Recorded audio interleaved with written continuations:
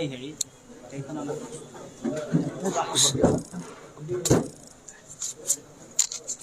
এইফালে আপুনি আহিব নোৱাৰিব ন নালাগে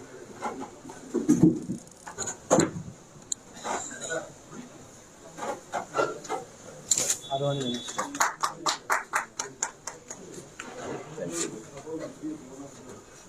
এইফালে দাদা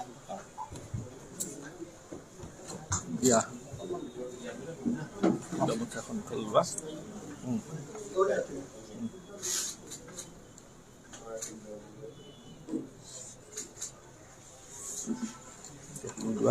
ক'ব দিব লাগিব মই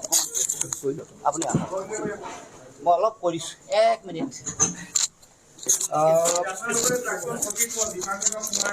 সেইটো পিছলৈ আহিব গুৰুত্বপূৰ্ণ বিষয় নহয় আমাৰ কাৰণে গুৰুত্বপূৰ্ণ বিষয়টো কাৰণ তেওঁ যোগদান কৰি কৈছে আমি আমাৰ কথালৈ আহোঁ আমাৰ যিটো বিষয়লৈ কৈছে আমি আমাৰ দলটোৱে আৰম্ভণিৰ পৰা কৈছোঁ যে আমি অসমত স্বাভিমানী আপোচবিহীন জাতীয়তাবাদ প্ৰতিষ্ঠা কৰিব খোজোঁ আৰু সমগ্ৰ পৃথিৱীত থকা অসমীয়া মানুহসকলক আমি একত্ৰিত কৰি বৃহত্তৰ অসমীয়া জাতীয়তাবাদী যিটো পৰিয়াল এইটো পুনৰ উত্থান পুনৰ নিৰ্মাণ আৰু সকলোকে ঐক্যবদ্ধ কৰিব খোজোঁ এইটো আমাৰ মূল লক্ষ্য বহুদিনৰ পৰা আমি কাম কাজ কৰি আছিলোঁ গ্লোবেল অসমীয়া ছ'চাইটি যিসকল পৃথিৱীৰ বিভিন্ন প্ৰান্তত কোনোবাই ব্যৱসায় কৰিছে কোনোবাই শিক্ষকতা কৰিছে বিশ্ববিদ্যালয়সমূহত কোনোবাই গৱেষণা কৰিছে কোনোবাই চাকৰি বাকৰিত নিয়োজিত হৈ আছে কোনোবাই ফেচবুকৰ দৰে মেটাভাৰ্ছৰ বিজ্ঞানী হিচাপে কোনোবাই কাম কৰি আছে সকলোকে আমি সংযোগ স্থাপন কৰিব খুজিছোঁ তেওঁলোকৰ পৰা আমি তেওঁলোকৰ জ্ঞান বুদ্ধিমত্তা প্ৰজ্ঞা তেওঁলোকৰ গৱেষণা তেওঁলোকৰ বিভিন্ন ব্যৱসায় প্ৰযুক্তিৰ ক্ষেত্ৰত আমি সহযোগিতা ল'ব খুজিছোঁ এইটো আমি সপোন লৈছোঁ এটা সুদূৰ প্ৰসাৰী সপোন আৰু সেই ভিত্তিতে আমি বিভিন্ন ধৰণৰ মানুহৰ লগত আমি যোগসূত্ৰ স্থাপন কৰিছোঁ আৰু ইতিমধ্যে বহু মানুহ আমাৰ লগত জড়িত হৈ আছে আমাৰ এখন ছ'চিঅ' ইকনমিক এডভাইজৰী কমিটি আছে তাৰ চেয়াৰমেন জয়মিনী ভাগৱতী ডাঙৰীয়া সেই কমিটিখনত বহু ধৰণৰ বিদেশৰ বিভিন্ন বিশ্ববিদ্যালয়ৰ অধ্যাপক অধ্যাপিকা উদ্যোগী আমাৰ লগত জড়িত হৈ আছে শেহতীয়াকৈ আমি ভাবিলোঁ যে আমি পৃথিৱীৰ বিভিন্ন প্ৰান্তৰ মানুহৰ লগত যোগসূত্ৰ স্থাপন কৰিম তাৰ কাৰণে আমি এগৰাকী মানুহ আমাৰ লগত বহু দিনৰ পৰা কথা বতৰা চলি আছিল তেওঁৰ মনটো প্ৰচণ্ড জাতীয়তাবাদী আৰু বিভিন্ন মানুহৰ মাজত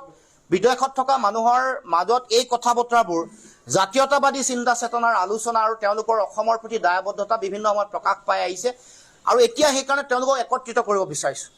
আৰু একত্ৰিত কৰিবৰ কাৰণে সংযোগ স্থাপন কৰিবৰ কাৰণে যেতিয়া এই কথা বতৰাবোৰ আৰম্ভ হ'ল আমাৰ দলৰ আদৰ্শ চিন্তা জাতীয়তাবাদৰ প্ৰতি সহযোগিতা আগবঢ়াই মনোৰঞ্জন বৰদলৈ ডাঙৰীয়া বিদেশত ব্যৱসায় কৰিছিল বিদেশত চাকৰি প্ৰথম কৰিছিল তাৰপিছত ব্যৱসায় তাৰপিছত অসমৰ প্ৰতি ভালপোৱা থকাৰ কাৰণে বিদেশত ব্যৱসায় ৰাখি অসমতো ব্যৱসায় আৰম্ভ কৰিছে আৰু অসমত সেৱা আগবঢ়াবৰ কাৰণে জাতিৰ সেৱা জাতীয়তাবাদৰ সেৱা আগবঢ়াবৰ কাৰণে আমাৰ দলৰ লগত চামিল হৈছে আজি যোগদান কৰিছে আৰু তেওঁ আগন্তুক দিনসমূহত পৃথিৱীৰ বিভিন্ন প্ৰান্তত থকা অসমীয়া মানুহসকলৰ লগত যোগসূত্ৰ স্থাপন কৰিবৰ কাৰণে তেওঁ উদ্যোগ গ্ৰহণ কৰিব দায়িত্ব গ্ৰহণ কৰিব এখন কোঅৰ্ডিনেশ্যন কমিটি হ'ব আৰু তেওঁলোকৰ পৰা আমি অসমৰ মানুহে অসমীয়া মানুহে অসমৰ কাৰণে আমাৰ প্ৰয়োজনীয় শিক্ষা জ্ঞান গৱেষণা প্ৰয়োজনীয় ইণ্ডাষ্ট্ৰী যি লাগে তেওঁলোকৰ পৰা আমি এটা সহযোগিতাৰে কথা বতৰাৰে আমি তেওঁলোকৰ পৰা ল'ম আৰু আগবঢ়াই লৈ যাম বুলি আমি চিন্তা চৰ্চা কৰিছোঁ গতিকে আমি আমাৰ দললৈ মনোৰঞ্জন বৰদলৈ মাৰ্ক বৰদলৈ বুলি যাক চিনি পায় তেখেতক আমি আদৰণি জনাইছোঁ আৰু তেখেতক মই দুআষাৰ ক'বলৈ অনুৰোধ জনাইছোঁ হেৰি কৰি দিম ন হ'ব